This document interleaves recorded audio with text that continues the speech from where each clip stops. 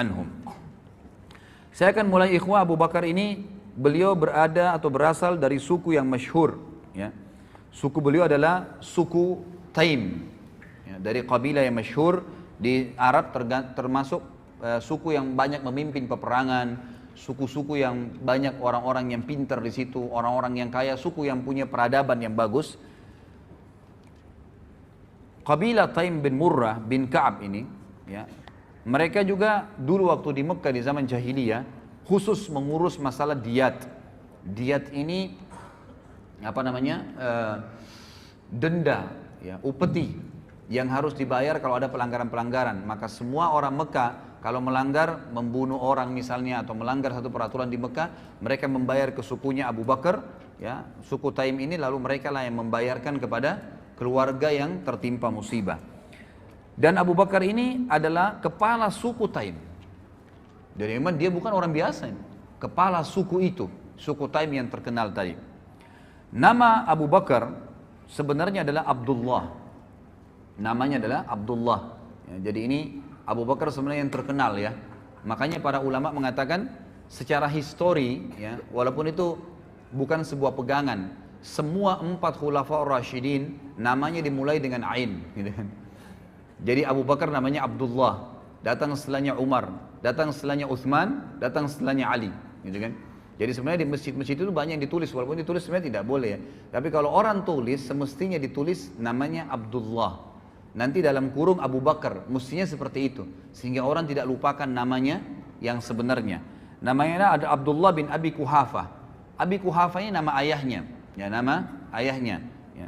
Uthman bin Amir, Uthman ibn Amir. Dan saya mohon maaf, pernah saya sampaikan di salah satu pengajian saya, sudah diupload di YouTube. Saya keliru pada saat mengatakan, dan semoga Allah ampuni saya pada saat itu, ya. Saya sempat mengucapkan Abu Kuhafah tidak sempat masuk Islam, gitu kan. Padahal sebenarnya Abu Kuhafah sempat masuk Islam, dan ada riwayat sahih yang saya temukan bahwasanya Abu Kuhafah di akhir hidupnya pembebasan kota Mekah sempat digendong oleh Abu Bakar, lalu Abu Bakar menuntunnya di depan Nabi SAW untuk syahadat, dan dia sempat Islam, ya, radhiyallahu anhum ajma'in. Dan ini memang karena saya kemarin kekurangan informasi, tapi insya Allah semoga Allah ampun. Dan ini bukan aib, ikhwah, ya. Perlu ambil pelajaran juga dalam majelis ilmu. Kalau seseorang itu salah, dia mengatakan maaf saya salah, saya keliru, dan diperbaikin. Itu sebenarnya yang benar. Karena kalau kita biarkan hanya karena kesombongan, hanya karena ego, akhirnya kita bukan penuntut ilmu sebenarnya. Ya, orang semua bisa salah, mengaku oh ya saya salah, mohon maaf saya keliru, lalu lurus datang kepada jalan yang benar. Itu yang benar. Penuntut ilmu memang begitu. Jadi ada saatnya mereka bisa mengakui kesalahannya dan memang membenarkan kalau mereka benar menyampaikan hujah yang ada, gitu kan. Jadi Abu Kuhafah radhiyallahu anhu meninggal dalam keadaan Islam. Abu Kuhafah ini namanya adalah Uthman bin Amir. Uthman ibn Amir. Ini namanya ayahnya Abdullah atau Abu Bakar radhiyallahu anhum.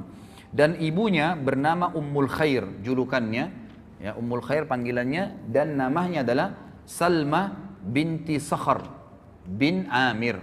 Salma binti Sakhar bin Amir, ya. Sebelum masuk Islam, Abu Bakar ini namanya adalah Abdul Ka'bah. Abdul Ka'bah, pernah dipanggil Abdul, jadi hambanya Ka'bah, gitu kan. Ini ada alasannya, gitu kan.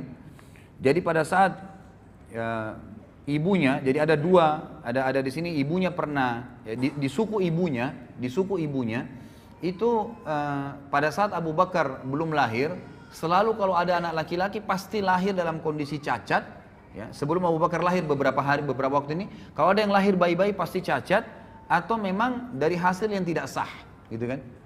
Atau kalau ada laki-laki lahir normal maka meninggal masih bayi.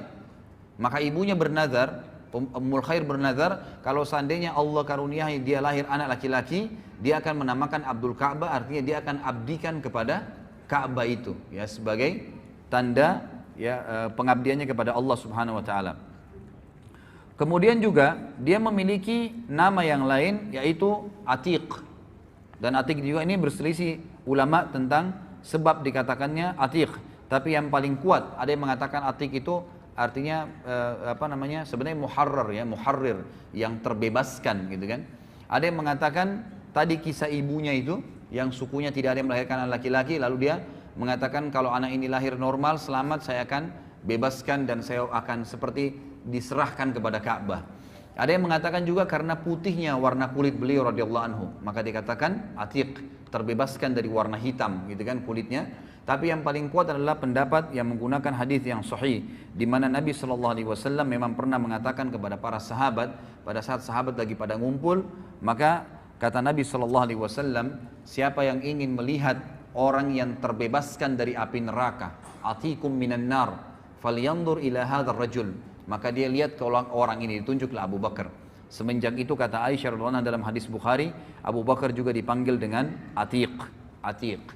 Kalau Abu Bakar, Bakar ini bukan nama anaknya ya, bukan nama anaknya, tapi Bakar ini dari kata-kata bakkara yubakkiru, yang artinya awal-awal waktu, yang itu, yang dari awal. Dikatakan Abu Bakar karena dia awal masuk Islam, orang termasuk yang awal masuk Islam.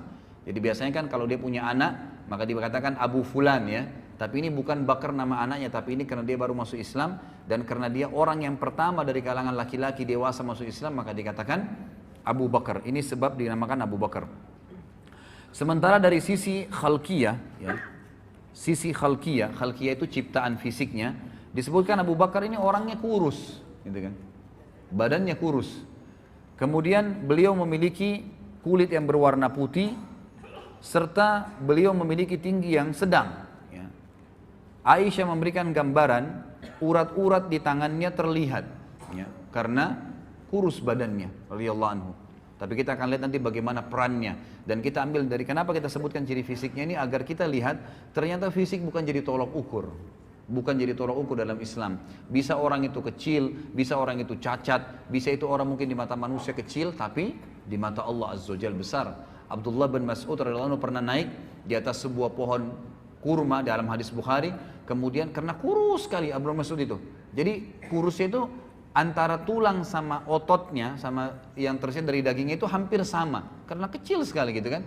Waktu dia naik di atas pohon kurma, Abdullah bin Mas'ud, Anda selalu dengar hadisnya, diriwayatkan oleh Abdullah bin Mas'ud, sahabat yang mulia. Kita mungkin tidak tahu fisiknya, ternyata kurus sekali.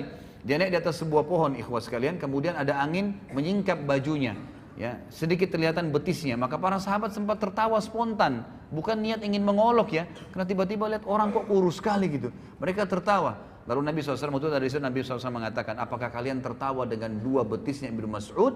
Demi zat yang ubun-ubunku dalam genggamannya, maksudnya demi Allah, dua betisnya Ibnu Mas'ud di timbangan hari kiamat lebih berat daripada gunung Uhud. Jadi bukan itu tolokan masalah fisik, walaupun fisik dalam Islam juga boleh dianjurkan untuk dijaga. Tapi kita lihat nanti di sini Allah SWT lebih menuju atau lebih tersasar kepada hati seseorang. Abu Bakar adalah seorang pedagang. Kalau keterampilan beliau adalah pedagang yang sangat mahir, dan beliau memang tinggal di sebuah lokasi ya di Mekah itu, yang memang lokasi itu seperti umumnya sekarang ya, dia ada seperti komplek gitu ya. Di sekitar situ memang yang tinggal orang-orang kayanya Mekah, dan dia tinggal bertetangga dengan Khadijah radhiyallahu anhum ajma'in, gitu kan. Dan para ulama sejarah hampir semua sepakat mengatakan persahabatan antara Nabi SAW dengan Abu Bakar justru setelah Nabi SAW menikah dengan Khadijah dan bertetangga dengan Abu Bakar. Disitulah Nabi SAW mengenal Abu Bakar, dan Abu Bakar mengenal Nabi SAW. Dan beliau juga termasuk ya orang yang paling mahir dan mengetahui tentang silsilah orang-orang Arab. Jadi setiap orang kalau mau datang nanya, si fulan dari turunan mana, suku ini dari mana, beliau mengetahui semua, dan orang banyak bertanya kepada beliau di Mekah. Dan beliau juga adalah, tadi seperti saya katakan, kepala suku dari suku Taim, ya, suku Taim. Sementara pernikahan beliau radhiyallahu anhu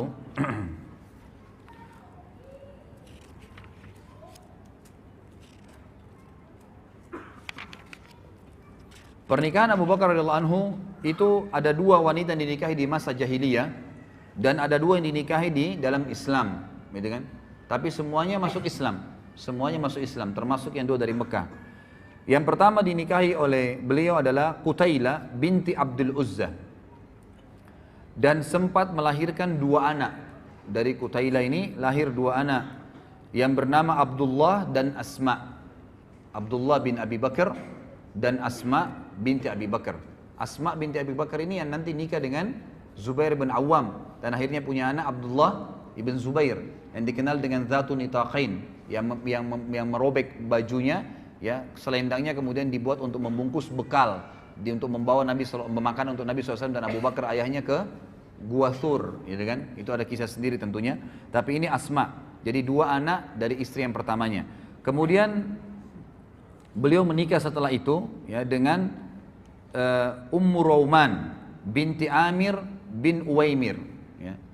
Ummu Rauman ini melahirkan juga dua anak, Abdurrahman dan Aisyah. Jadi ini dari istri keduanya Abu Bakar radhiyallahu anhu. Dan Aisyah ini tentu kita sudah tahu ya, masuk Islam dari awal, kemudian juga menikah dengan Nabi SAW. Tapi Abdurrahman punya kisah sendiri. Abdurrahman ini tidak langsung masuk Islam. Bahkan Abdurrahman sempat ikut bersama orang-orang Quraisy, gitu kan, di perang Badar. Di perang Badar. Dan pada saat dia masuk Islam setelah itu dia mengatakan pada ayahnya, wahai ayahku, waktu perang Badar saya tahu kau mencariku. Jadi ternyata Abu Bakar di perang Badar mencari anaknya. Anaknya yang pertama dia mau bunuh karena dalam keadaan kafir, gitu kan. Lalu saya berusaha menghindar darimu karena saya tidak mau berhadapan denganmu. Kata Abu Bakar, demi Allah kalau kau berhadapan denganku, aku tidak akan berpaling, aku akan membunuhmu dalam keadaan kafir. Luar biasa. Jadi tidak ada anak pun kalau kafir ya kafir, nggak ada ceritanya, gitu kan? Itu luar biasa bagi radhiyallahu anhum. Kemudian setelah masuk Islam di Madinah, beliau menikah dengan Habibah binti Kharijah. Habibah binti Kharijah ini waktu Abu Bakar hijrah ke Madinah, itu Nabi SAW mempersaudarakan antara Muhajirin dan Ansar kan. Nah Abu Bakar ini dipersaudarakan oleh Nabi SAW dengan Kharijah. Kharijah ini salah satu sahabat Nabi dari Ansar radhiyallahu anhu, gitu kan. Lalu ya Abu Bakar menikahi anaknya dia yang bernama Habibah. Dan Habibah ini memiliki anak satu dari Abu Bakar bernama Ummu Kalthum. Tapi Ummu Kalthum ini lahir pada saat Abu Bakar sudah meninggal dunia. Ya, jadi Habibah ini hidup bersama Abu Bakar sampai akhir masa khilafahnya. Kemudian istri yang dinikahi yang keempat adalah Asma binti Umais. Dan ini melahirkan anak satu bernama Muhammad.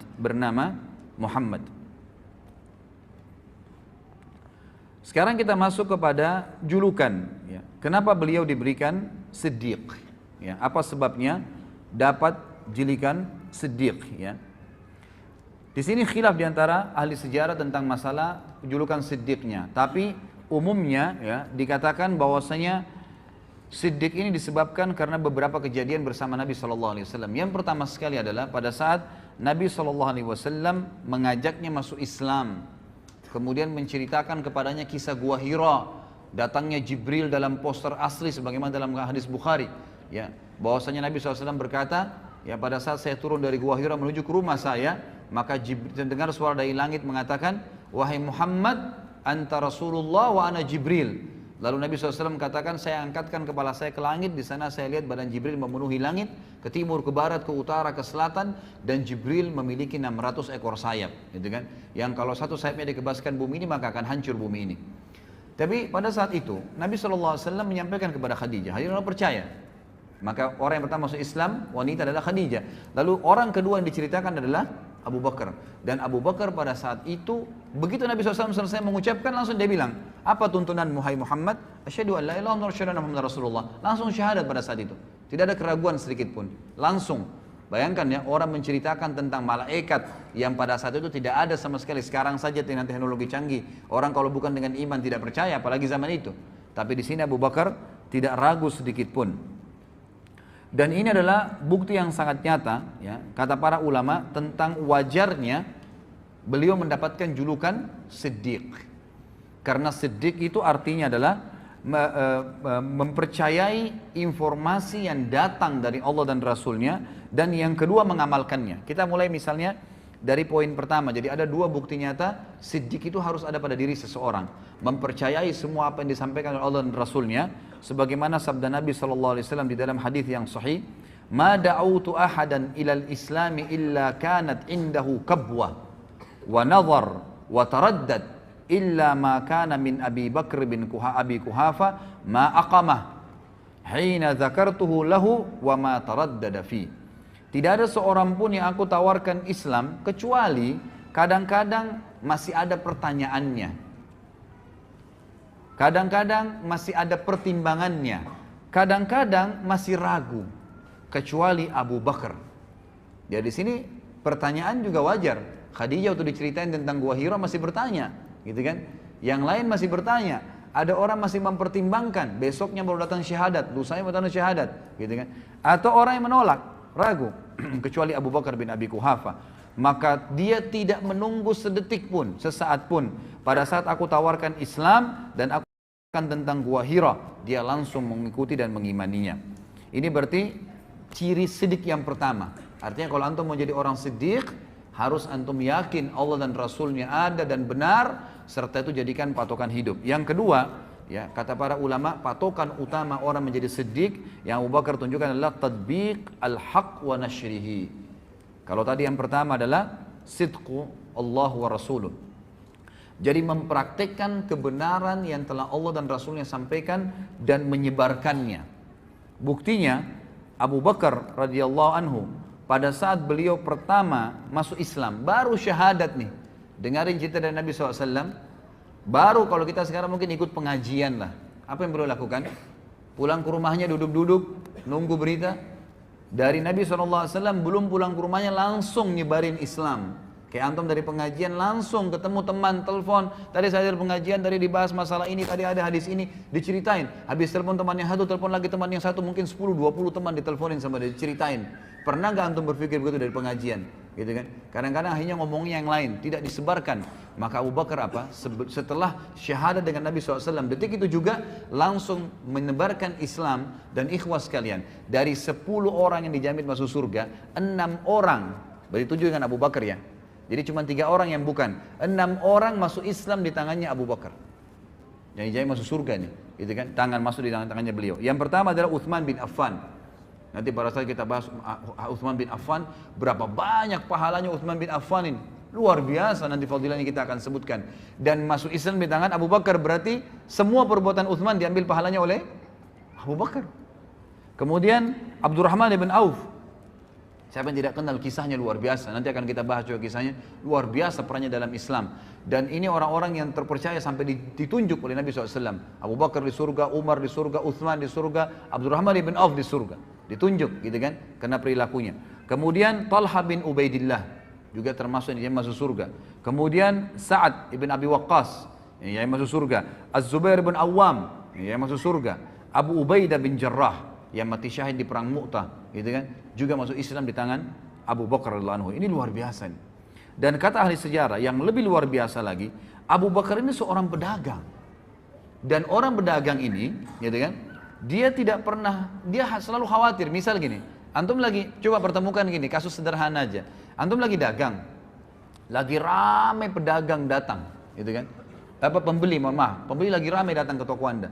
Kemudian azan. Apa kira-kira antum lakukan? Berani nggak antum bilang, maaf ya sudah azan, habis sholat, tutup. Ada pembeli 10, masing-masing mau beli 1 juta. 10 juta masuk duit. Kira-kira bisa nggak? Hah? Ini contoh kecil saja. Ya. Jadi kalau pada saat azan tiba, berhenti, maaf ya, sudah azan, saya mau berhenti, tutup. Ikhwah, saya temukan ada orang di Makassar lakukan itu. Ada satu supir angkot ikhwas sekalian, terkenal kisahnya di Makassar. Itu kalau dia lagi jalan, yang biasa supir angkot kita tahu semoga Allah berikan hidayah, kadang-kadang ugal-ugalan, ini enggak rapi kalau di jalan gitu kan. Ternyata dia sering ikut pengajian, taklim, pengajian sunnah di Makassar diikutin sama dia. Maka pada saat dia nak jalan nih, azan duhur nih, dia bilang maaf Bapak Ibu sekalian, azan saya mau sholat di masjid, yang mau ikut sholat silakan, yang tidak mau nggak usah bayar silakan cari mobil lain. Parkir. Yang ikut sholat, dia dapat pahala orang yang sholat. Ada yang turun, mungkin ada yang ngoceh segala, dibiarin sama dia. Pokoknya sholat. Subhanallah, keluar dari masjid, penuh lagi mobilnya. Ini orang yang sidq. Benar. Allah dulu, yang lainnya urusan ke belakang. Gak ada masalah. Seperti itu contohnya ya. Abu Bakar ini seorang pedagang ikhwas sekalian. Dan pada saat dia syahadat, artinya dia mengkufuri semua Tuhannya orang-orang Mekah yang pada saat itu disembah. Dan konsumen dia terbesar adalah orang-orang Mekah. Dia tidak pernah takut kehilangan konsumennya, gitu kan? Tetap dia buktikan dan dia iklankan kalau dia sudah syahadat. Kemudian juga Abu Bakar tidak pernah ragu dalam hal-hal menginfakkan hartanya di jalan Allah Subhanahu wa taala. Tidak pernah ragu sedikit pun. Dan nanti akan kita berikan banyak contoh-contoh di antara membebaskan budak-budak. Abu Bakar juga nanti akan punya berhubungan dengan masalah Isra Mi'raj. Abu Bakar juga punya ya dipukuli orang-orang Quraisy dan banyak sekali yang berhubungan dengan masalah halal yang kita jelaskan nanti. Baik, saya akan sebutkan sekarang ikhwah keutamaan Abu Bakar radhiyallahu anhu dan keunggulannya. Keutamaan beliau radhiyallahu anhu dibandingkan bukan cuma kita, dibandingkan para sahabat-sahabat juga yang lain, gitu kan? Dikatakan dalam hadis Yang pertama adalah riwayat Imam Bukhari dalam kitab Fadailus Sahaba dari Abu Sa'id Al-Khudri radhiyallahu anhu, ia berkata Rasulullah SAW bersabda, "Inna min amannin nasi alayya fi suhbatihi wa malihi Abu Bakar. Walau kuntu muttakhidan khalilan ghaira rabbi lattakhadtu Abu Bakar. Walakin ukhuwatul Islami wa mawaddatuh. La yabqayanna fil masjid babun illa sudda illa babu Abi Bakar." Sesungguhnya orang yang paling berjasa kepadaku. Ikhwah, ini yang bicara kiai dan guru kita dan Nabi kita Muhammad sallallahu alaihi wasallam. Ia katakan apa? Sesungguhnya orang yang paling berjasa kepadaku dengan persahabatan dan hartanya adalah Abu Bakar, yang oleh orang-orang Syiah dikafirkan. Di mana Nabi sallallahu alaihi wasallam, perhatikan bedanya antara perkataan Nabi SAW dengan orang-orang Syiah.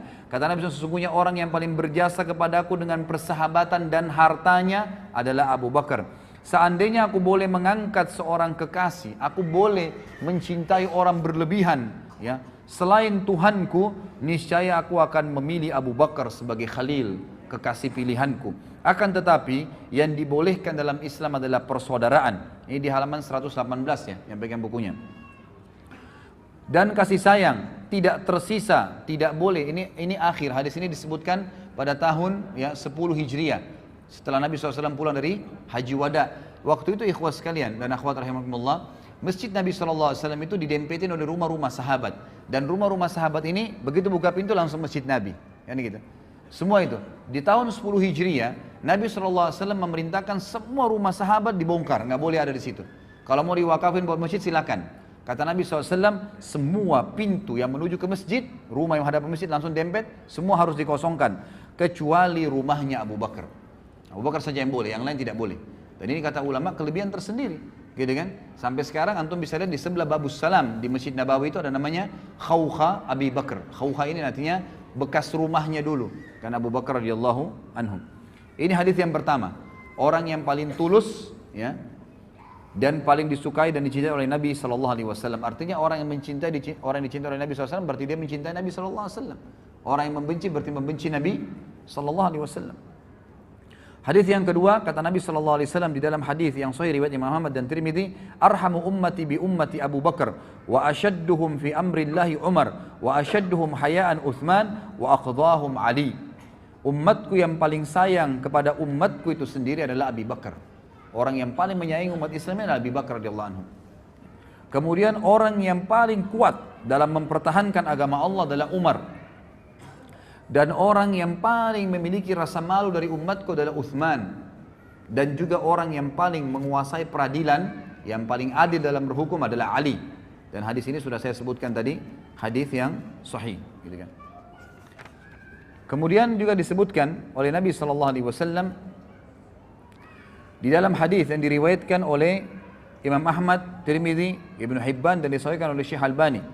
Inna ahlad darajatil ula la yarawna min fawqahum kama tarawna al-kawkab ad-durri atau durriya fi ufuqis sama wa inna Abu Bakrin wa Umar minhum wa an'ama. Sesungguhnya penghuni derajat-derajat yang tinggi terlihat di atas mereka seperti kalian melihat bintang-bintang yang bersinar di langit. Artinya nanti derajat tinggi di surga itu seperti kita lihat bintang di malam hari terang, jauh sekali dan kita tidak tahu apa-apa di sana, cuma terang saja, benderang gitu. Lalu kata Nabi SAW, sesungguhnya Abu Bakar dan Umar termasuk mereka dan keduanya dalam kenikmatan. Artinya memiliki derajat tertinggi di surga. Juga dalam hadis yang lain, ya, kata Nabi SAW di dalam hadis yang diriwayatkan oleh Imam Tirmidzi dan disahihkan oleh Syekh Albani, kata Nabi SAW, "Ma li ahadin indana yadun illa waqad kafa'nahu ma khala Abu Bakar. Fa inna lahu indana yadan yukafi'uhu Allahu biha yaumal qiyamah wa ma nafa'ani malu ahadin qattun ma nafa'ani malu Abi Bakar walau kuntu muttakhidan khalilan lattakhadtu Abu Bakrin khalila wa inna sahibakum khalilullah." Tidak seorang pun yang mempunyai jasa baik kepada kami kecuali kami telah membalasnya kecuali Abu Bakar. Jadi semua sahabat Nabi SAW kalau memberikan sesuatu, diberikan sesuatu pasti Nabi balas langsung pada saat itu, diberikan balasan. Kecuali Abu Bakar, sesungguhnya dia mempunyai jasa yang mulia. Allah lah yang akan membalasnya pada hari kiamat. Aku tidak mengambil manfaat dari harta seseorang seperti aku mengambil manfaat dari harta Abu Bakar. Seandainya aku boleh mengangkat seorang khalil, kekasih, ya, niscaya aku menjadikan Abu Bakar sebagai khalil. Dan sesungguhnya sahabat kalian ini adalah khalilullah. Sesungguhnya sahabat kalian, maksudnya Nabi SAW ini, sesungguhnya saya, kata Nabi, adalah kekasihnya Allah Subhanahu wa ta'ala. Kemudian juga kata Nabi SAW di dalam hadis yang sahih diriwayatkan atau disebutkan oleh Syekh Albani dengan sanad yang sahih dari Jabir bin Abdullah radhiyallahu anhu bahwasanya Rasulullah SAW bersabda, Abu Bakar wa Umar min hadzal dini kamanzilatis sam'i wal basri minar ra's. Abu Bakar dan Umar dalam agama ini kedudukannya seperti pendengaran dan penglihatan bagi kepala. Abu Bakar dan Umar bagi umat ini kedudukannya seperti pendengaran dan penglihatan bagi umat ini. Kita bisa tahu ya, kita bisa bayangkan kalau pendengaran dan penglihatan, artinya Nabi SAW membahasakan, ini bahasa kiasan. Siapa yang mau penglihatannya benar, pendengarannya benar, ikuti Abu Bakar dan Umar. Selesai. Ya, itu maknanya. Kemudian juga Nabi SAW berkata dalam hadis Ibnu Mas'ud, ya, diriwayatkan oleh Imam Tirmidzi dan Ibnu Mas'ud, disahihkan oleh Syekh Albani. Ibnu Mas'ud berkata radhiyallahu anhu bahwasanya Rasulullah SAW bersabda, "Iktadu billadaini min ba'di min ashabi Abi Bakar wa Umar." Teladanilah dua orang setelah peninggalku nanti, ya, dari sahabatku, itulah Abu Bakar dan Umar. Jadi banyak sekali penyampaian dari Nabi SAW seperti ini. Kemudian juga hadis yang lain, Nabi SAW dalam hadis diriwayatkan oleh Imam Tirmidzi dalam Kitabul Manaqib dan Syekh Albani juga menyebutkan dalam sahihnya, dalam silsilah hadis sahihah, bahwasanya Ali radhiyallahu anhu, ya, berkata, suatu hari aku bersama Nabi, aku melihat Nabi SAW, ya, bahwa pada suatu hari Nabi SAW melihat ke arah Abu Bakar dan Umar dan aku sedang berada di sebelahnya. Ini halaman 121 ya. Maka beliau bersabda, Hadani, Nabi SAW bersabda dan Ali mendengarkan. Ali ini yang selalu ditokohkan satu-satunya oleh orang-orang Syiah. Kalau ahli sunnah menokohkan Ali dan semua sahabat radhiyallahu anhum ajma'in, gitu kan. Tapi ini bantahan terhadap mereka. Kata dalam hadis Tirmidzi dan hadis sahih. Kata Nabi SAW, Ali mendengarkan, dan Ali radhiyallahu anhu meriwayatkan hadis ini berkata, pada saat Nabi melihat Abu Bakar berkata, Hadani sayyida kuhuli ahlil jannah minal awwalina wal akhirin illa nabiyyina wal mursalin la tukhbirhuma ya Ali. Dua orang ini adalah sayyid, hulu, orang-orang dewasa penduduk surga dari kalangan orang-orang terdahulu dan orang-orang yang akan datang kemudian, kecuali para nabi-nabi dan rasul. Artinya setelah nabi dan rasul, dari pengikut semua nabi-nabi sebelum Muhammad SAW, sahabat-sahabatnya Nabi Nuh, Nabi Lut, Nabi Isa, Nabi Musa, semua sahabat-sahabat mereka itu semua masih di bawahnya Abu Bakar dan Umar. Karena ini adalah di surga ya, sebagai pemimpin seluruh penduduk surga dari kalangan orang terdahulu dan orang yang akan datang, kecuali para nabi-nabi dan rasul. Jangan katakan hal tersebut, hai Ali, kepada mereka berdua. Jadi Nabi SAW mengatakan kepada Ali agar tidak menyampaikan kepada Abu Bakar dan Umar. Allahu alam hikmahnya apa, tapi yang jelas seperti itu. Kemudian hadis yang lain riwayat Imam Tirmidzi dan disahihkan oleh Syekh Albani juga, Nabi SAW menjamin bagi Abu Bakar dan sahabat yang lain surga. Beliau bersabda dari Abdurrahman ibn Auf, beliau mengatakan, aku mendengarkan Nabi SAW bersabda, Abu Bakar fil jannah, wa Umaru fil jannah, wa Uthmanu fil jannah, wa Aliyun fil jannah, wa Talhatu fil jannah, wa Zubairu fil jannah, wa Abdurrahman ibn Auf fil jannah, wa Sa'ad bin Abi Waqqas fil jannah, wa Sa'id bin Zaid fil jannah, wa Abu Ubaidah fil jannah. Abu Bakar di surga, Umar di surga, Uthman di surga, ini jaminan semua ya. Ali di surga, Talha di surga, Zubair di surga, Abdurrahman ibn Auf di surga, Sa'ad bin Waqqas di surga, Sa'id bin Zaid di surga, dan Abu Ubaidah bin Jarrah di surga. Kemudian juga Nabi SAW telah bersabda kepada Abu Bakar, ya, dan ini disebutkan diriwayatkan oleh Imam Tirmidzi dan dikatakan oleh beliau hadisnya hasan sahih. Abdullah bin Umar berkata radhiyallahu anhuma, ia berkata, sungguhnya Rasulullah SAW bersabda kepada Abu Bakar, anta sahibi alal haud wa sahibi fil ghar. Engkaulah adalah sahabatku di haud, di telaga nanti. Maksudnya orang yang paling pertama menemani Nabi SAW untuk menunggu umat Muhammad SAW, dan sahabatku di gua. Dan kata para ulama hadis, artinya Abu Bakar tanpa hisab dia sudah menunggu di haud bersama Nabi SAW. Kemudian pengarang buku Tuhfatul Ahwadhi yang terkenal ya, mengatakan sabda Nabi SAW, engkau adalah sahabatku di Haud, yakni telaga Al-Kautsar, dan sahabat kedua yang di gua Thur, tempat keduanya bersembunyi pada saat mereka hijrah ke Madinah.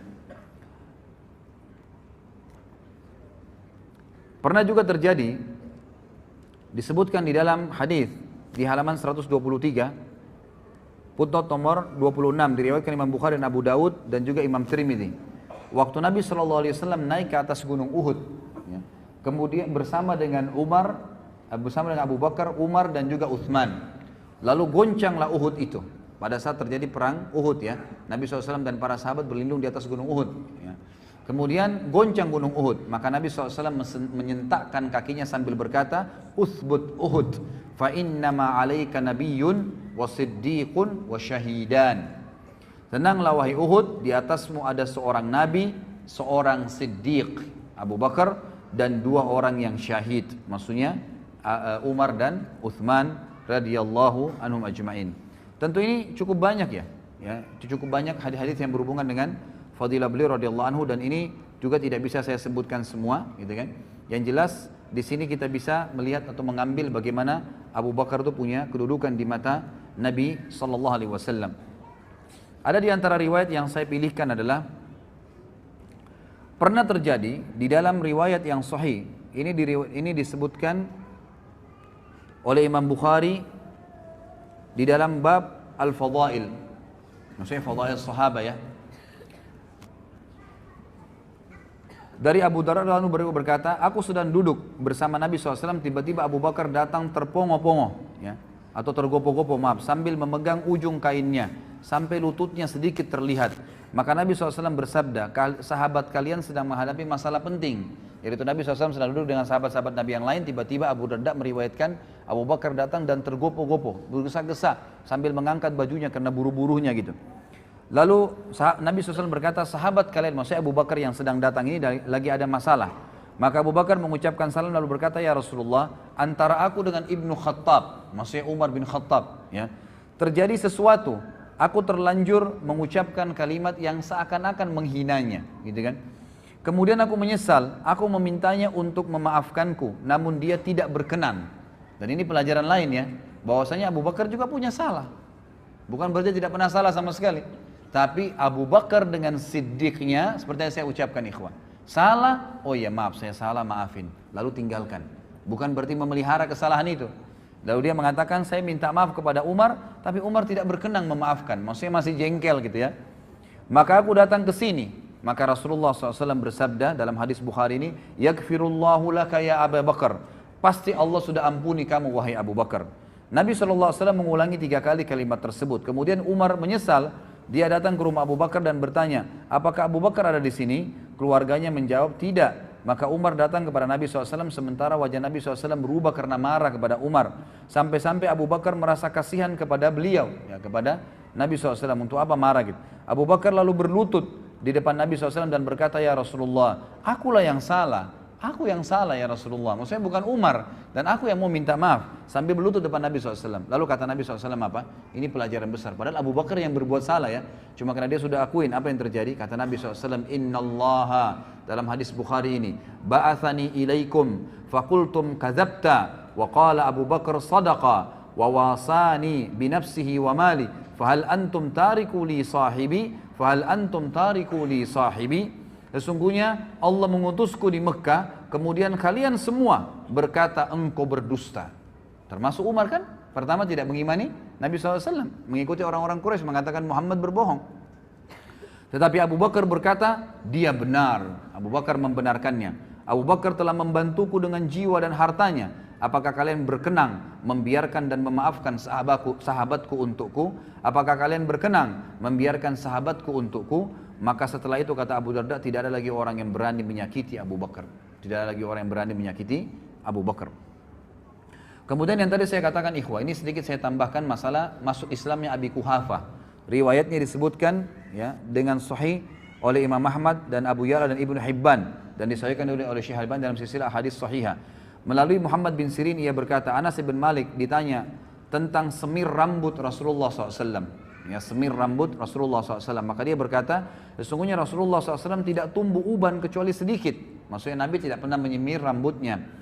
Akan tetapi Abu Bakar dan Umar sepeninggal beliau telah mewarnai rambut keduanya dengan henna dan khatam. Maksudnya warna yang warnanya coklat kemerah-merahan. Anas berkata, Abu Bakar membawa ayahnya Abu Kuhafa kepada Rasulullah SAW pada hari pembebasan kota Mekah. Abu Bakar menggendongnya hingga dia meletakkannya di depan Rasulullah SAW. Maka Rasulullah SAW berkata kepada Abu Bakar, seandainya engkau membiarkan orang tuamu di rumah, niscaya kami akan datang kepadanya. Maksudnya Nabi SAW bilang kepada Abu Bakar, gak usah kamu repot-repot gendong ayahmu, kamu panggil saya akan datang Abu Bakar, gitu kan? Biarin di rumahnya. Hal itu beliau katakan untuk menghormati Abu Bakar SAW. Maka Abu Kuhafa masuk Islam sementara rambut dan jenggotnya putih seperti pohon, ya. Di sini disebutkan taghamah, ya, sebuah pohon yang memang sering daunnya pun, bunganya pun putih. Maka Rasulullah SAW bersabda, ubahlah keduanya, tetapi jangan dengan warna hitam. Jadi hadis ini sebenarnya menyebutkan tentang masalah bolehnya mewarnai selain putih ke warna selain hitam. Boleh merah, boleh warna yang lain yang kira-kira tidak menyolok, tapi yang dipakai bukan Umar adalah henna. Henna ini warna coklat kemerah-merahan. Allahu alam, ini yang dibolehkan. Tapi di sini juga pelajaran besar, ternyata Abu Kuhafa telah masuk Islam, dan di sini juga perannya Abu Bakar dalam bersegera, ya, menyelamatkan kedua orang tuanya. Jadi ikhwah dan akhwat yang orang tuanya masih dalam keadaan kufur, jangan tunda, terus dakwain, terus doain, dan berusaha sampai Abu Bakar menggendong ayahnya yang sudah tua di hadapan Nabi SAW untuk syahadat. Kemudian juga Abu Bakar adalah orang yang paling dicintai, sebagaimana Amr bin As disebutkan dalam hadis riwayat Muslim dan Tirmidzi. Amr bin As ini sahabat Nabi yang terkenal sekali. Ya, pakaiannya selalu bersih, tampan orangnya, selalu wibawa. Orang kalau lihat suka sekali Amr bin As, gitu kan? Dia yang ditunjuk oleh Umar bin Khattab menjadi membebaskan Mesir, Afrika, dan menjadi gubernur di Mesir, gitu. Amr bin As ini, saking setiap ketemu dengan Nabi SAW, ikhwah, selalu Nabi ajak ngomong, selalu ngobrol. Jadi Amr bin As ini mengira dialah orang yang paling dicintai. Dan ini termasuk bahasan dalam akhlak Nabi SAW. Nabi selalu bermuamalah dengan orang, siapapun sama semua, gitu, sama semua. Sampai orang itu mengira dia orang yang paling dicintai. Amr bin As dengan bangga berkata, ya Rasulullah, aku ingin bertanya pada anda, depan sahabat-sahabat yang lain nih. Dia pikir karena selama ini muamalahnya Nabi khusus gitu sama dia. Lalu dia bilang, siapa orang yang paling anda cintai ya Rasulullah? Kata Nabi SAW, Aisyah, ya, istrinya. Lalu kata sahabat, kata Amr bin As, bukan ya Rasulullah, laki-laki maksud saya, gitu kan. Langsung kata Nabi SAW, ayahnya, maksudnya Abu Bakar. Jadi di sini Amr bin As sempat terkagetkan, dia pikir dialah selama ini orang yang paling dicintai oleh Nabi SAW. Abu Bakar, ikhwah, satu-satunya orang yang mendapatkan jaminan akan masuk dari 8 pintu surga dan akan dipanggil namanya hari kiamat dan didengar oleh seluruh orang. Sebagaimana disebutkan di dalam hadis riwayat Imam Bukhari dan Muslim. Kata Nabi SAW dari Abu Hurairah anhu, man anfaqa zawjaini min syai'in minal asya'i fi sabilillah du'iya min abwabil jannah. Ya Abdullah hadha khair. Faman kana min ahli salati du'iya min babis salah. Wa man kana min ahli jihadi du'iya min babil jihad. Wa man kana min ahli sadaqah du'iya min babis sadaqah. Wa man kana min ahli siyami du'iya min babis siyam wa babir rayyan. Ya. Jadi di sini dikatakan barang siapa yang menginfakkan sepasang harta. Maksudnya di sini adalah dia menginfakkan dirham dan dinar, itu kan? Seperti itu, atau 2 hewan jantan dan betina. Dari segala sesuatu di jalan Allah, dia dipanggil dari pintu-pintu surga. Wahai hamba Allah, ini adalah kebaikan. Barang siapa yang termasuk orang-orang yang mendirikan solat, maka dia dipanggil dari pintu solat. Siapa yang berjihad, dipanggil dari pintu jihad. Siapa yang bersedekah, dipanggil dari pintu sedekah. Barang siapa yang termasuk, ya, orang-orang yang berpuasa, dipanggil dari pintu puasa. Dan itu namanya pintu rayyan. Ya. Artinya gini ikhwan, semua pintu itu nanti sesuai dengan amal-amal ibadahnya orang. Ada orang yang punya di setiap pintu istana, dia bisa datangin kapan saja kalau dia mengerjakan jenis-jenis ibadah ini. Kata Abu Bakar, ya Rasulullah, adakah orang yang dipanggil dari semua pintu itu, semua dia bisa dapat di surga? Enggak ada pintu yang tidak dipanggil, gitu kan? Maka kata Nabi SAW, ya, dan aku berharap engkaulah orangnya. Engkaulah orangnya. Jadi ini pernyataan yang jelas, ya, bagaimana Abu Bakar radhiyallahu anhu ditunjuk oleh Nabi SAW termasuk orang yang dipanggil dari 8 pintu tersebut. Ada banyak orang tidak menyadari, ikhwas sekalian, bahwasanya hidup, ya, yang paling baik adalah mencintai Nabi SAW. Mencintai Nabi SAW. Dan tidak ada orang ikhwah yang mencintai Nabi SAW melebihi Abu Bakar. Tidak ada orang yang mencintai melebihi Abu Bakar. Ada kisah ikhwah panjang sekali, saya ringkaskan begini. Pada saat Abu Bakar, ya, pada saat Nabi SAW sedang tawaf, dan hadis ini disebutkan oleh Ibnu Hajar dalam Bidayah wan Nihayah, dan rawi-rawinya semua thiqat. Dan Al-Haythami juga menyebutkan dalam Majma', dan juga rawi-rawinya semua dikatakan oleh Bazzar thiqat, dan Bazzar menukil riwayat ini sepanjang, selengkapnya semua, dan ini hadis sahih. Suatu hari Nabi SAW sedang tawaf di Ka'bah, kemudian tiba-tiba Nabi SAW dikeroyokin oleh orang-orang Quraisy.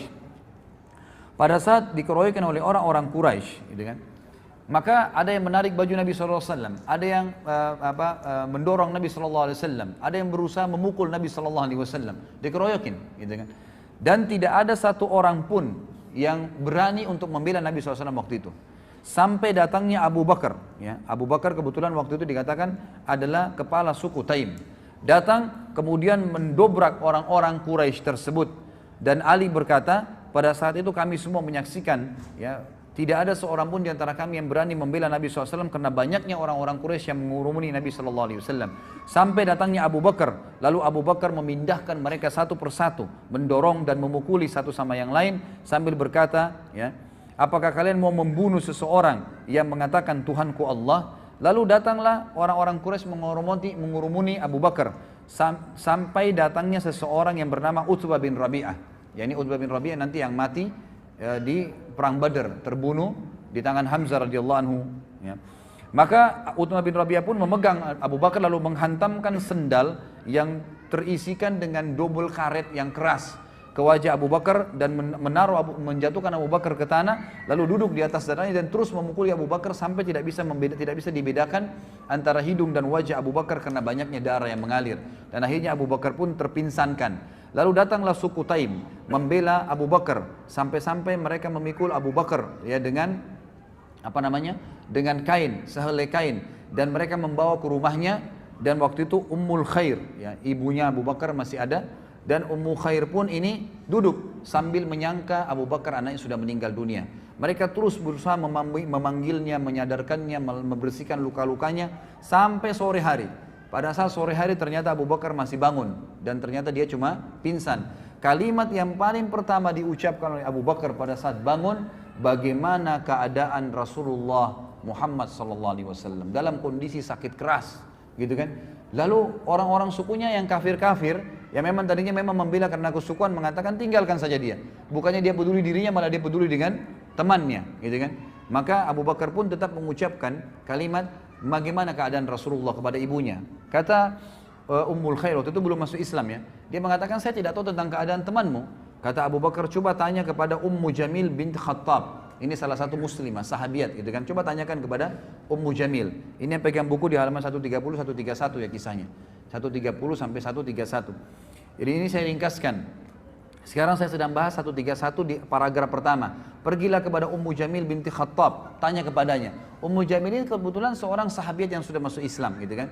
Lalu datanglah Ummu Jamil kepada Abu Bakar, lalu Abu Bakar mengatakan, bagaimana keadaannya Rasulullah SAW? Kata Ummu Jamil, ada ibumu, Ummul Khair. Kata Abu Bakar, tidak ada masalah, sampaikan saja. Maka Ummu Jamil mengatakan dia dalam keadaan baik. Maka Abu Bakar pun mengatakan alhamdulillah, ya. Kemudian Abu Bakar pada saat sudah bisa bangun sedikit saja, beliau disuruhkan makan oleh Ummul Khair, ibunya. Beliau mengatakan, demi Allah saya tidak akan makan sampai saya mengetahui tentang keadaan Rasulullah sallallahu alaihi wasallam, sampai saya bertemu dengan beliau. Maka Ummul Khair pun ibunya dan Ummu Jamil meminta Abu Bakar agar bersabar dulu sampai orang-orang selesai bubar semua, ya, karena ini keadaan tadi tegang, dikeroyokin, ya, orang berkelahi pada saat itu.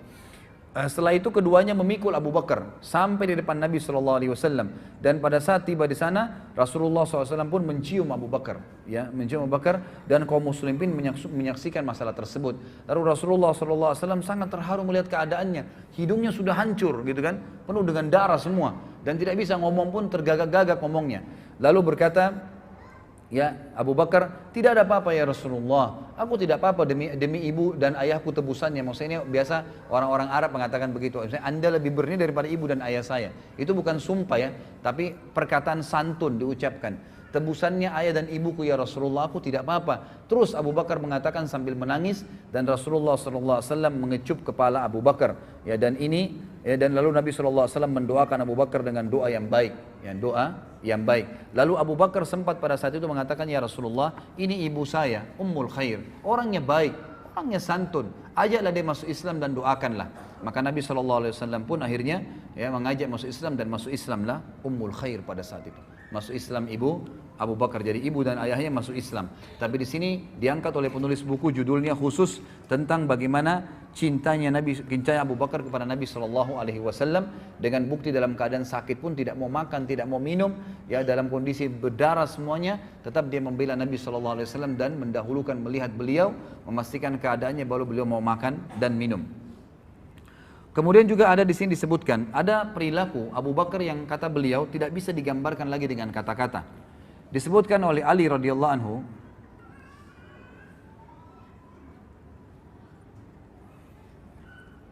riwayat ini disebutkan dalam Tarikh Khulafa halaman 37. Athar, ya, sebuah athar yang sahih. Ali radhiyallahu anhu berkata, sungguh aku telah melihat Rasulullah SAW dikerumuni oleh orang-orang Quraisy. Sebagian mendorong beliau dan sebagian lagi mengoyak-ngoyak badan beliau. Mereka berkata, engkaulah orang yang menjadikan Tuhan-Tuhan yang banyak menjadi Tuhan yang satu.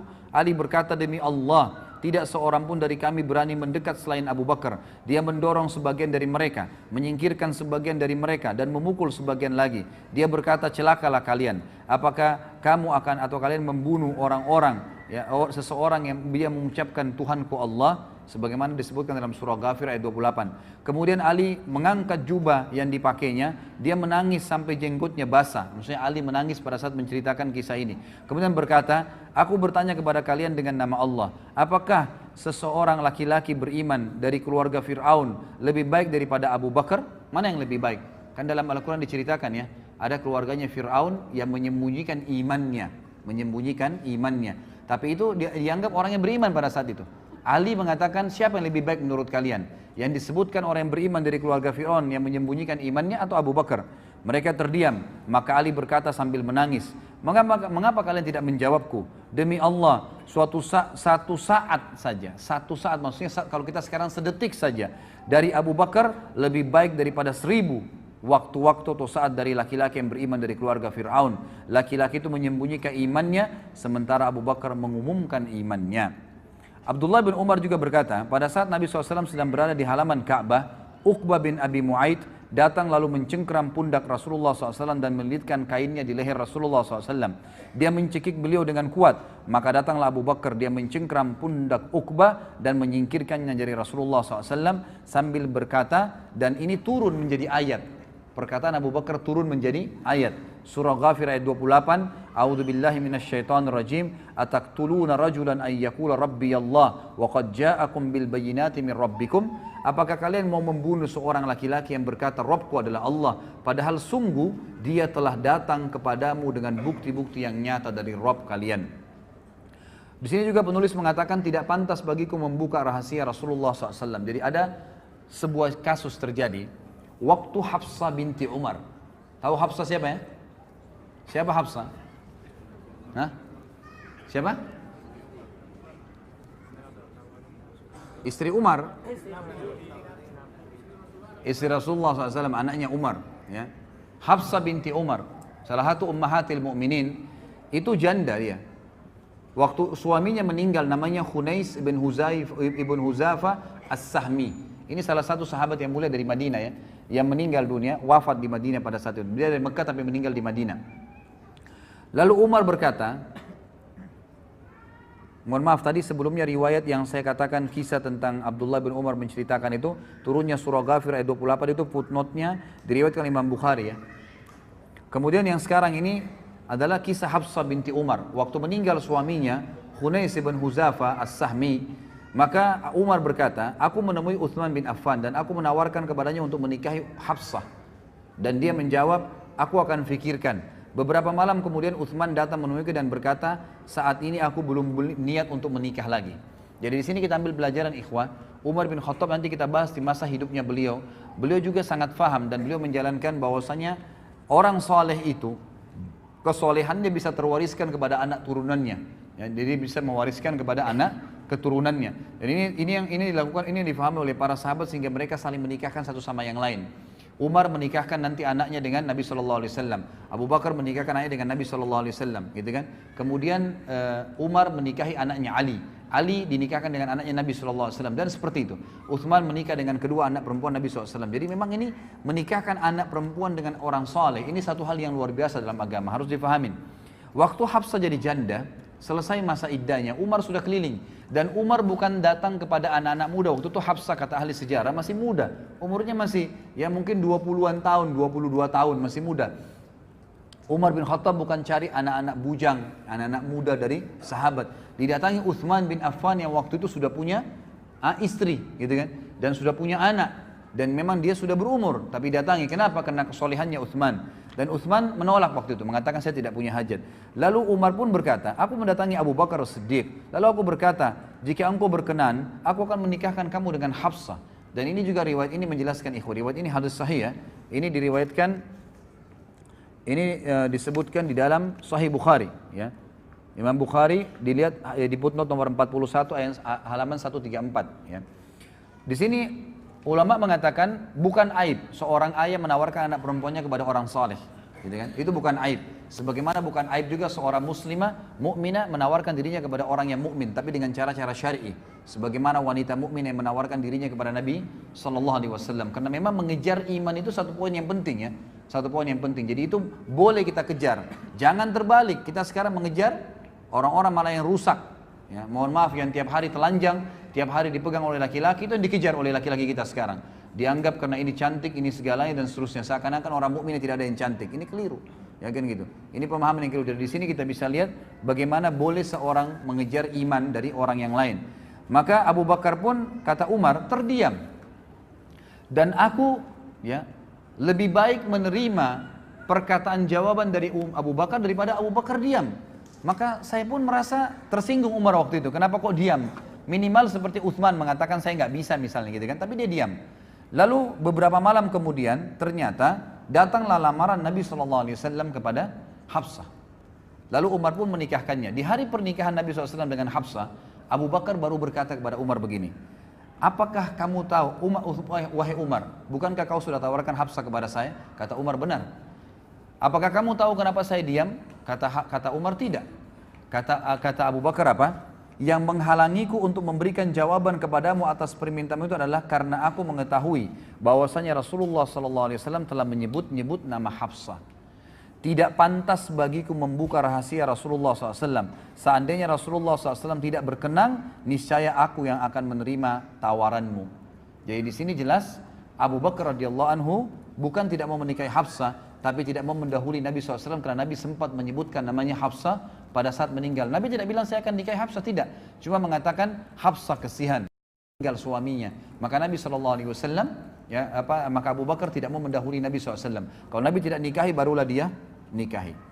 Kita lihat kemudian bab yang lain ikhwah sekalian adalah infak Abu Bakar di jalan Allah Subhanahu Wa Taala.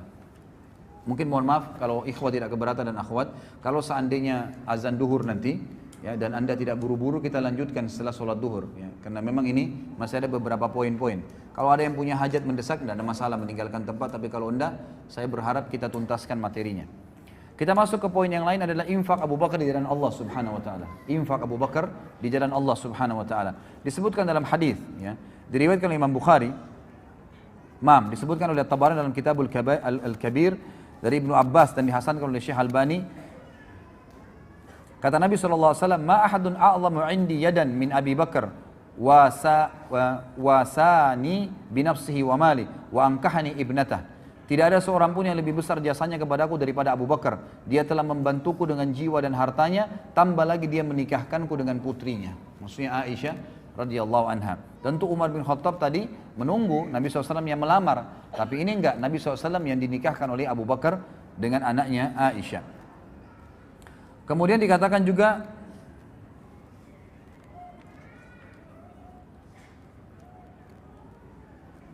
firman Allah Subhanahu wa taala di dalam surah Al-Lail ayat 17 sampai 21 disepakati oleh para ulama mayoritas ahli tafsir ya, sebagaimana Imam Qurtubi menukilnya, mengatakan ayat ini turun kepada Abu Bakar radhiyallahu anhu dan ini merupakan keutamaan untuk beliau.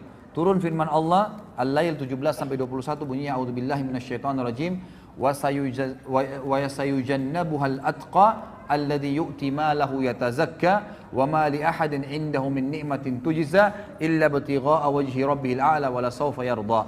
Dan akan dijauhkan darinya neraka, maksudnya Abu Bakar khusus sendiri,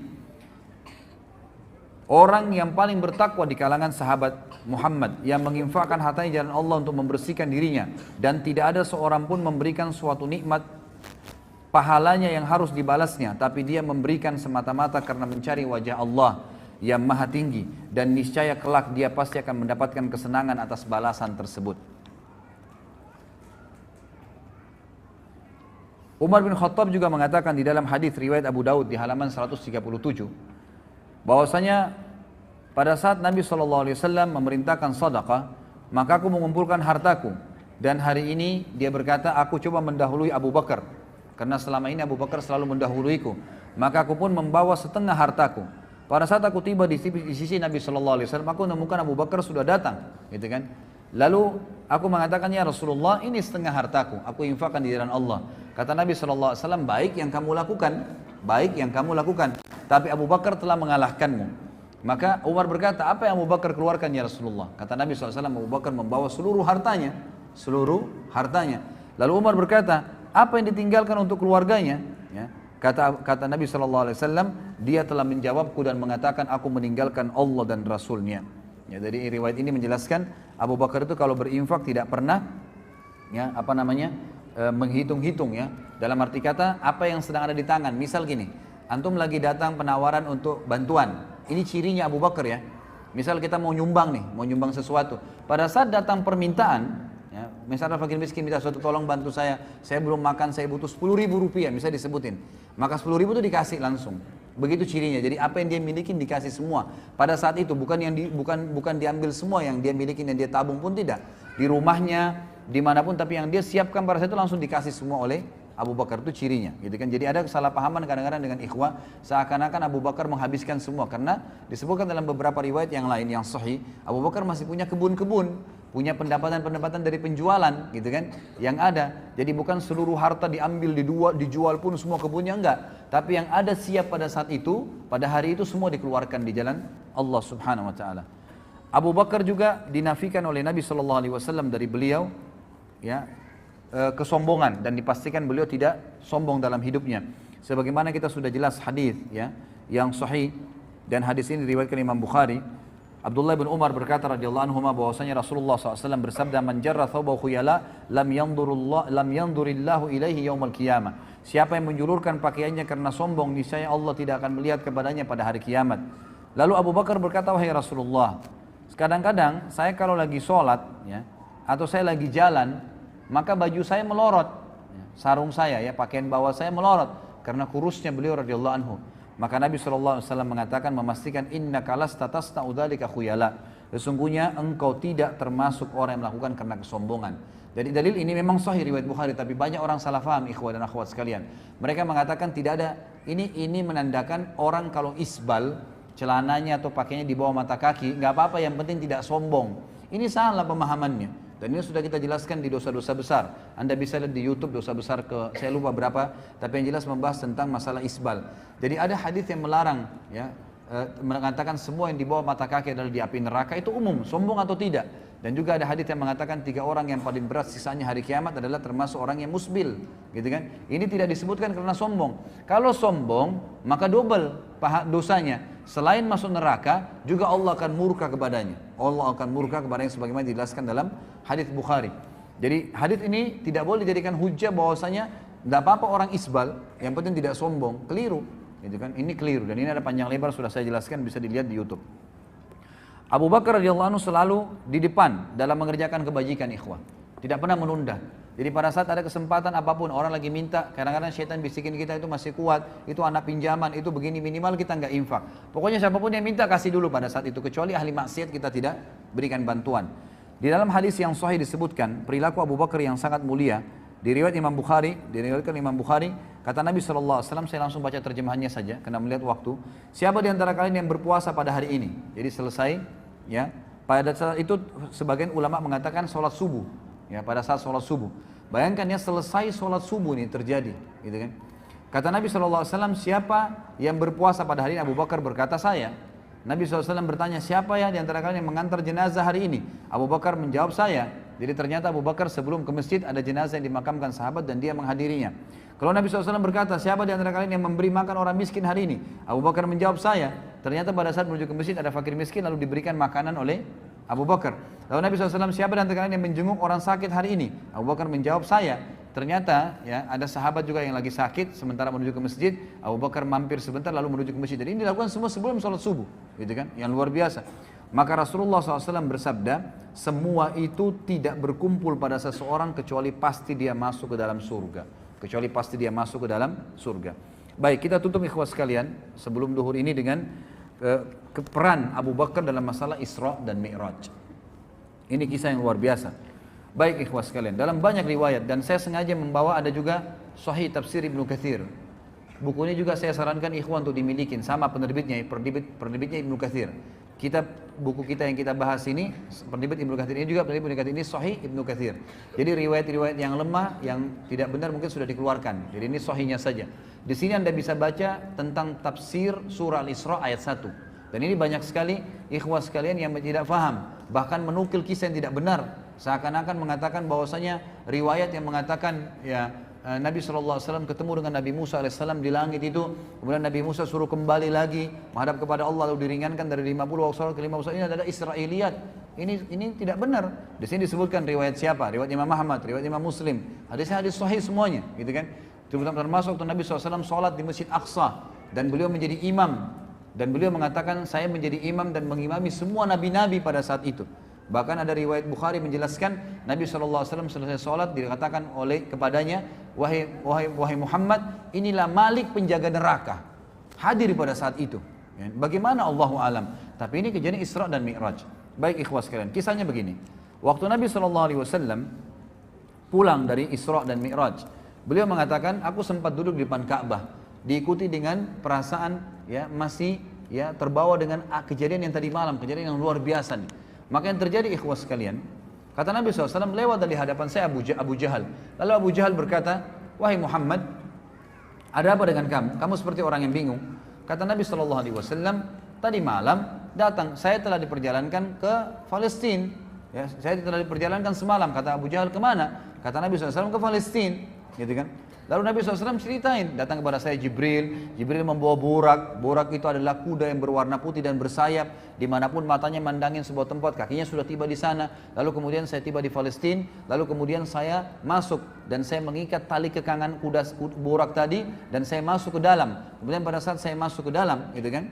Kemudian saya temukan pada saat itu semua nabi-nabi berkumpul. Lalu kemudian saya masuk dan menjadi imam, mensolati mereka. Saya melihat Ibrahim, dan Ibrahim paling mirip seperti saudara kalian ini, maksudnya seperti beliau sallallahu alaihi wasallam. Dan saya melihat Isa yang rambutnya basah seakan-akan baru keluar dari kamar mandi.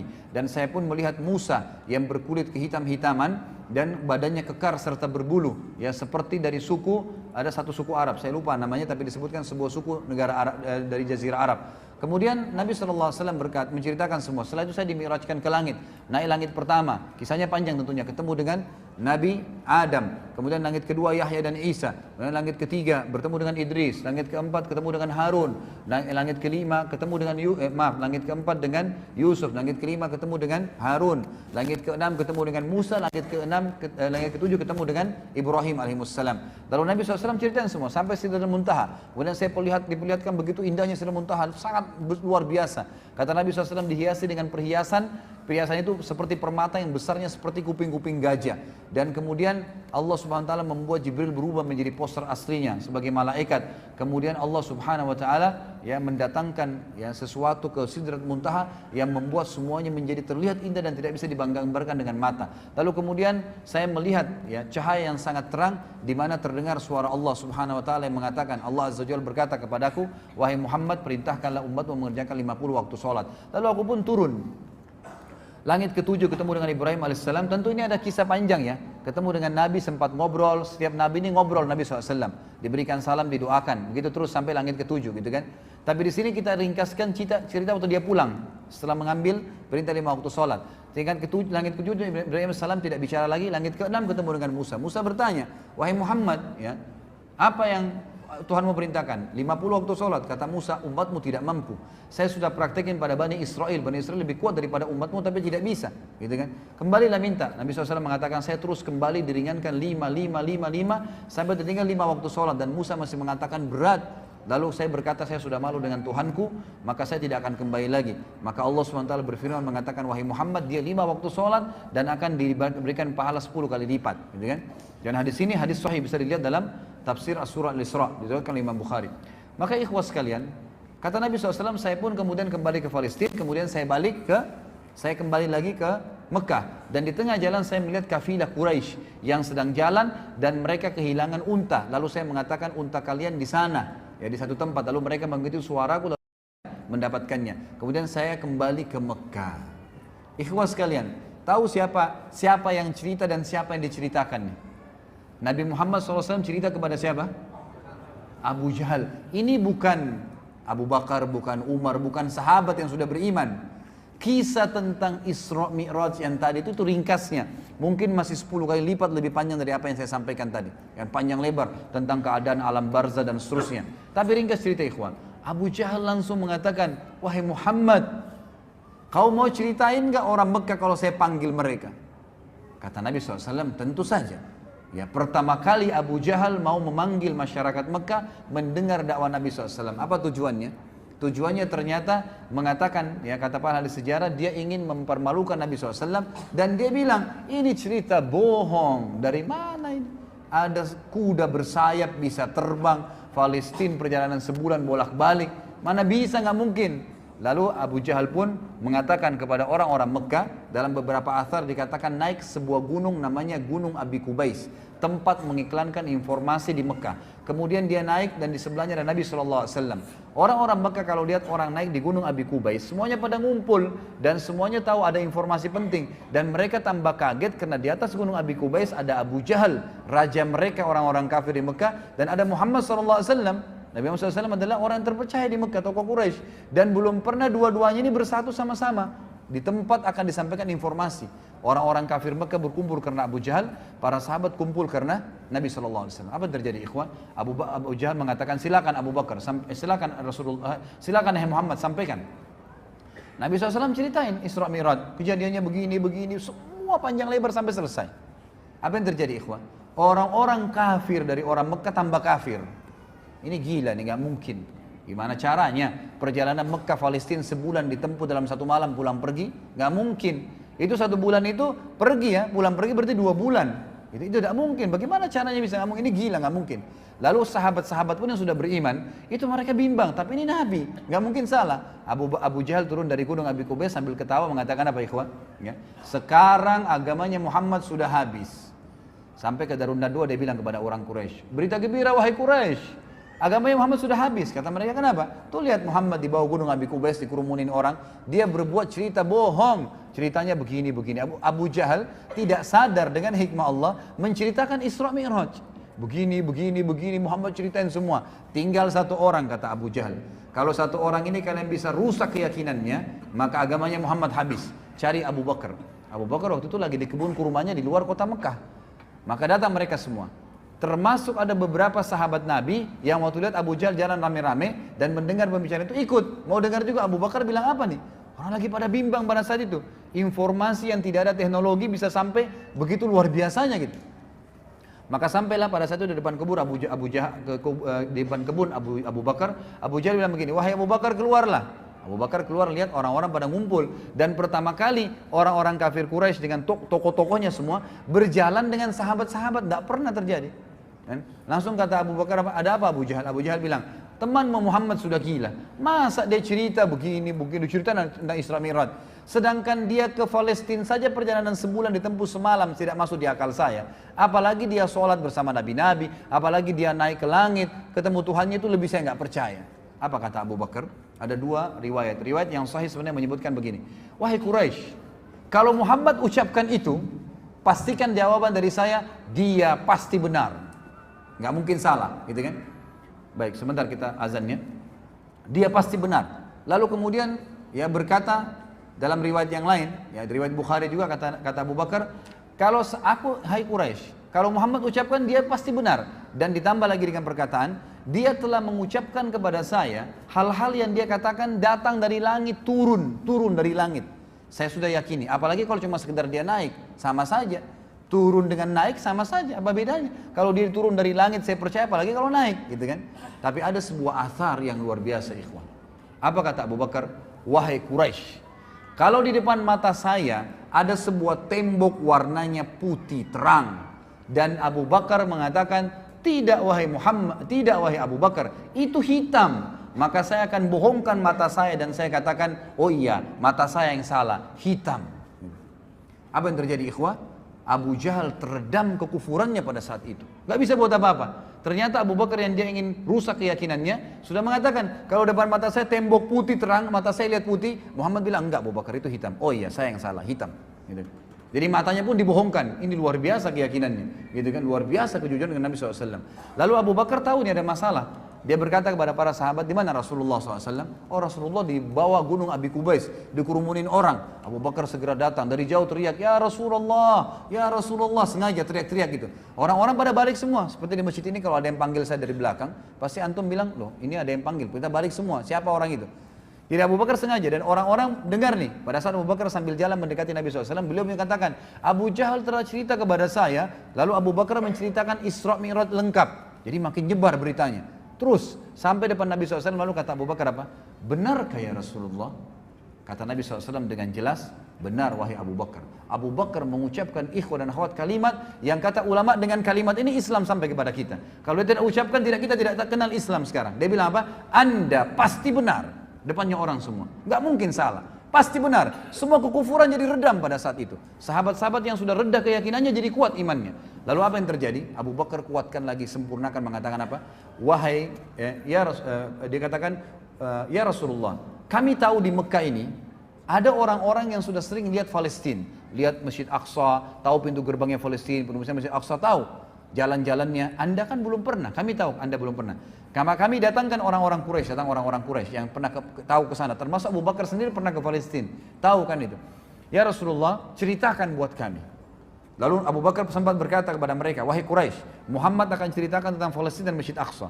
Kalau dia ucapkan seperti yang kalian tahu, berarti kalian harus meyakininya. Tapi kalau dia mengucapkan tidak seperti itu, maka kalian boleh membohonginya. Lalu Nabi SAW ceritain, kata Nabi SAW dalam hadis Bukhari, dibukakan oleh Allah Masjid Aqsa di hadapan mataku. Lalu aku ceritakan pintu gerbangnya, warnanya, jumlah tiang-tiangnya, jumlah jendelanya. Sampai mereka mengatakan, Muhammad benar, Muhammad benar, Muhammad benar. Nggak ada salahnya, semua diucapkan. Lalu Nabi SAW tutup, dan kita tutup dengan kisah ini ikhwah.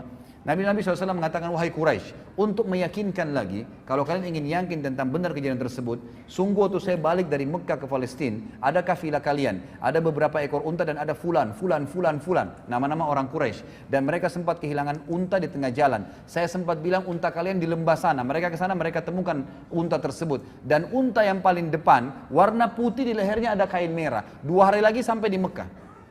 Orang-orang Quraisy 2 hari kemudian, ikhwah sekalian, ini penutupan kisah, mereka semua yang beriman dan kafir berkumpul di sebuah pintu namanya pintu Bani Syaibah, pintu gerbangnya Mekah. Situ mereka kumpul, dan ternyata betul sebelum duhur tiba, sebelum waktu duhur, sebelum teriknya matahari, datang kafilah tersebut, dan seperti yang Nabi SAW ceritakan, jumlah untahnya dan orang-orangnya serta unta paling depan warna putih, di lehernya ada kain merah. Lalu berkatalah orang-orang Quraisy, wahai kafilah, kalian dari mana? Mereka bilang kami dari Palestina. Lalu orang-orang Quraisy di Mekah bilang,